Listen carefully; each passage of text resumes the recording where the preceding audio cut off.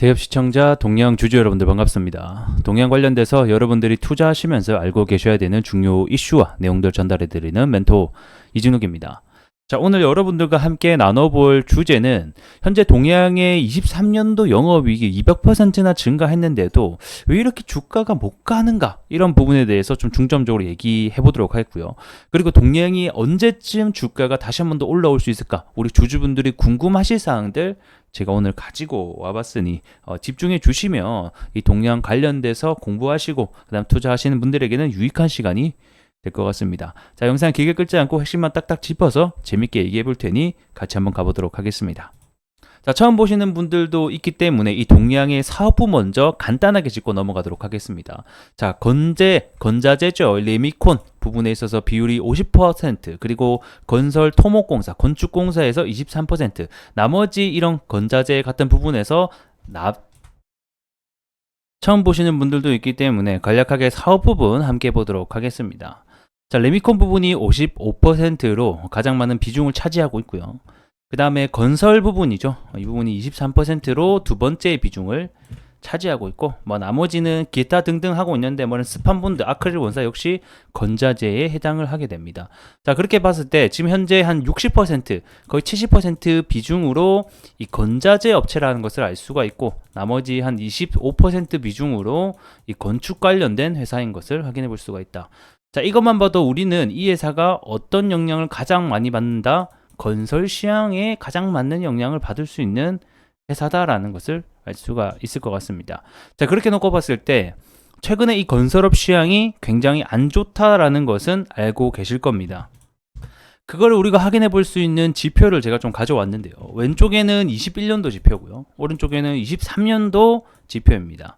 일단은 건설 시향을 받는 종목이기 때문에 건설 시향이 언제쯤 올라갈 수 있는지와 그래가면 지금의 현재 건설 시향은 어떤지를 함께 보도록 하게 되면, 우선은 건설 수주액이라고 하는 부분도 굉장히 많이 줄어든 모습을 볼 수가 있고, 직접적인 매출과 연관이 되는 착공 건수 역시 절반 이하 가량으로 줄어든 모습을 볼 수가 있죠. 자, 그뿐만 아닙니다. 최근에 문제가 되고 있는 이 미분양은 무려 3배가량 증가하면서 현재 건설업에 대한 시향이 왜 안 좋은지에 대한 부분 우리가 알 수가 있을 것 같고, 이렇게 건설업 시장이 안 좋기 때문에 주가에 역시 안 좋은 부분들이 반영이 되고 있다라고 보시면 좋을 것 같습니다. 자, 그리고 이제 재물을 함께 보게 될 건데, 방금 제가 말씀드린 사항을 비롯해 보자면 결국에는 왜 지금 주가가 이렇게 영업이익이 200%가 나는데도 불구하고 못 갔는지에 대한 이유 첫 번째가 될 것 같습니다.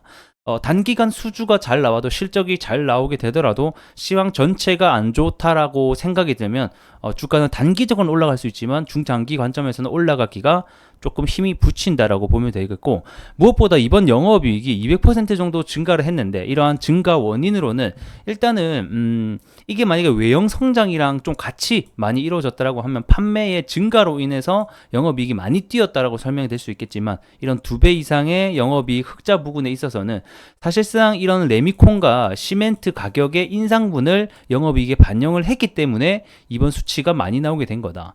그러면 24년도 올해는 과연 많이 나올 수 있을까? 이 부분을 보게 된다라고 하면 결국 건설업의 시황과 그 다음에 수요 부분이 현재 감소하고 있기 때문에 조금 더 23년도의 영업이익까지는 어렵지 않을까라고 시장이 판단을 하고 있는 것 같습니다. 자, 그렇기 때문에 이러한 호실적에도 주가가 가지 못하는 이유는 결국에는 정리를 하게 되면, 첫 번째는 이 건설업 시장이 전체적으로 안 좋기 때문이다.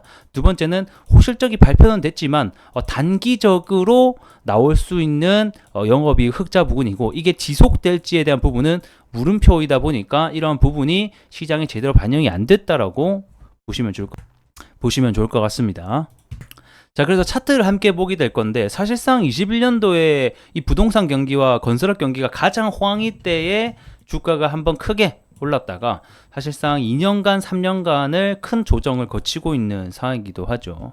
하지만 좀 긍정적인 요소가 있다라고 하면, 일단 첫 번째는 이 회사는 건설업도 하고요, 플러스 건자재까지 같이 하는 회사입니다. 그 말인즉슨 현재 이 건설업에 가장 문제가 되고 있는 게 이 마진율과 원가율 관리거든요. 그러니까 많이 팔아도 남는 게 없다라는 거예요. 그러니까 영업이익률이 우리가 흔히 생각하는 탑티어라고 불리는 현대건설 이런 회사들도 2%대로 나오고 있는 가장 주가가 못 가는 악영향 원인 중에 하나이기도 하죠.